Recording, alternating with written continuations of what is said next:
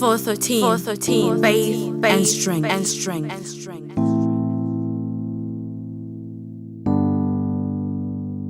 I worked so hard to build a name for myself, make ends meet, be my own boss and just run the show, but nothing worked. I was worried that I reached the dead end. I knew He was listening because I prayed, but I did not know at what pace, at what rate. And one question I asked myself, is He done with me? Because I was not ready for another breakdown surprise. I planned never to fail. I used all the knowledge and experience I gained over the years and the network I built to make things work. But little did I know, many are the plans in a person's heart, but it is the Lord's purpose that prevails. I've been caught between a dream and a purpose. I've always been caught between a dream and a purpose. I'd been so focused on my dream that I forgot His purpose. Even when He showed me all the signs to leave everything and follow Him, all I thought was this was another distraction to chasing my dreams. I kept on dreaming a dream that was not part of what He wanted me to dream. You know, the Jonah kind of a dream.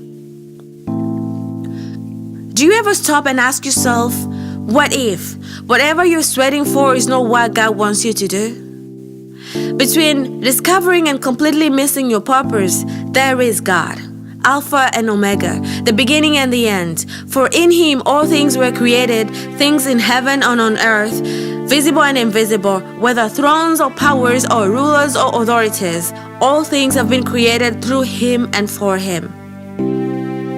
We become Marthas pretending to be Marys, constantly walking away from the cross while applauding ourselves that we are doing the work given to us by our boss. If we are about God's business, we better be acting like His witnesses. After all, He sacrificed for us to receive forgiveness. Living His purpose for us is our getaway to riches. God's purpose cannot be refreshed, challenged, or rephrased. His words are final. He will not open doors that are shut. He will never close doors that He let open. As we keep knocking on doors that God has no business on, may we find strength, courage, and wisdom to turn around and start knocking doors that His light has shone on.